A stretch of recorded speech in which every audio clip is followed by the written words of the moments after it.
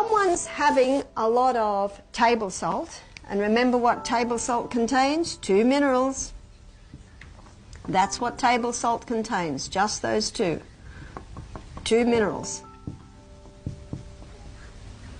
And if someone's having a lot of table salt, those 2 minerals are so harsh, if you were to inject them straight into the person, they would die.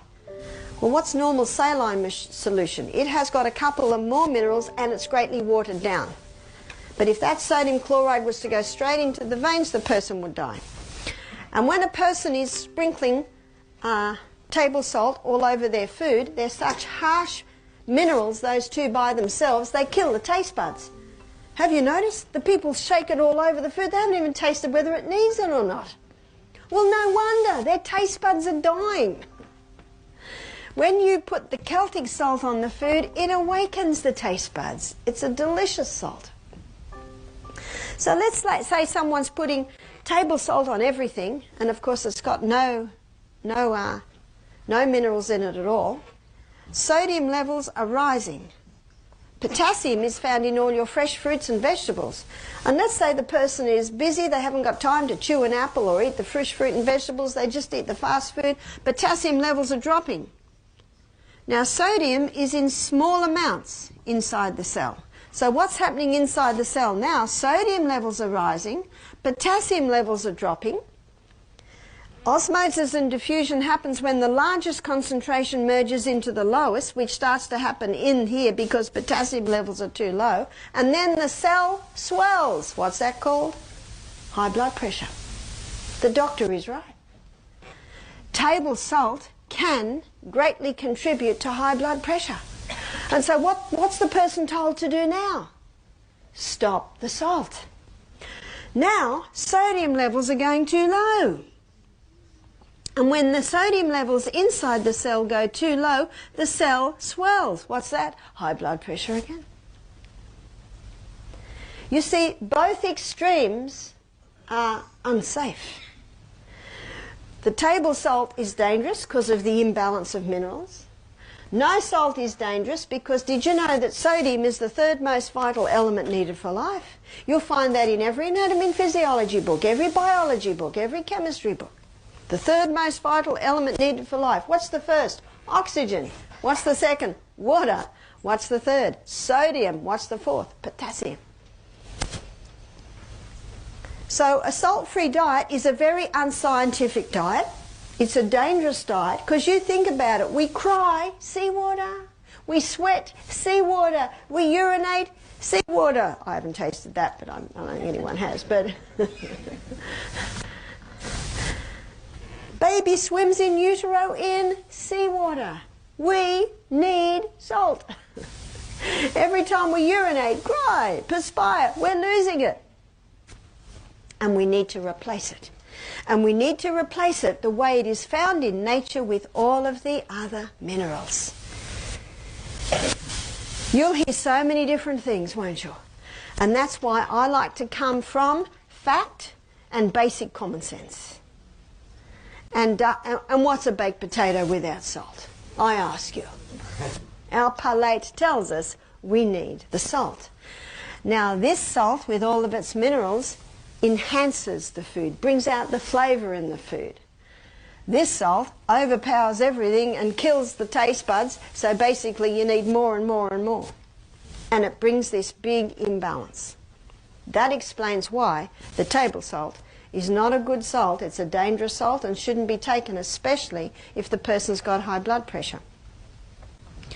So looking at this, I'd like to start listing the causes of high blood pressure. So one of the causes of high blood pressure is table salt. Another cause of high blood pressure is no salt, as I have explained. Lining the gastrointestinal tract, especially as we'll see tomorrow, are villi. And on the villi there are receptor sites for the glucose that's broken down from the food that we eat. The glucose comes into the receptor site and there's a carrier there, and the carrier will take the glucose through to the blood. But the carrier says, I will not accept you, glucose, unless you come with a molecule of sodium. When sodium is present, then the carrier will take the glucose through to the blood. Now, I have memorized this from the Anatomy and Physiology book, so I could give it to you from the horse's mouth. Sodium is the main transport system of glucose across the brush border wall. So you can see a salt-free diet's crazy.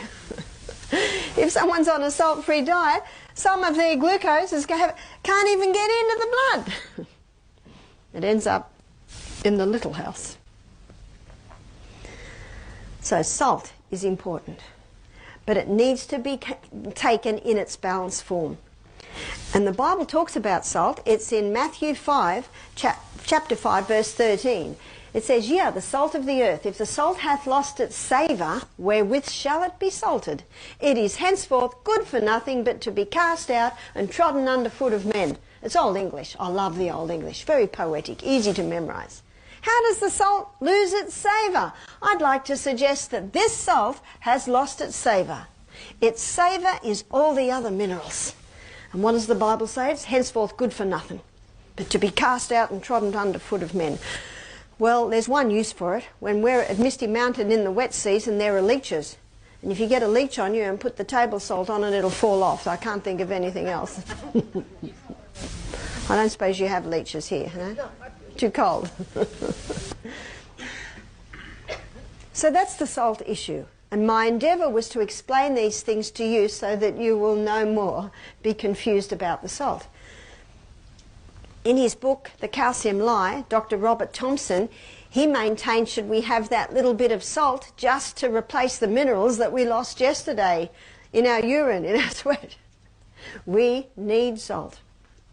Let's continue the causes of high blood pressure. Another cause of high blood pressure can be a vitamin D deficiency. How so? Well, calcium is a very important mineral. And calcium cannot get into the cell by itself. Calcium needs vitamin D.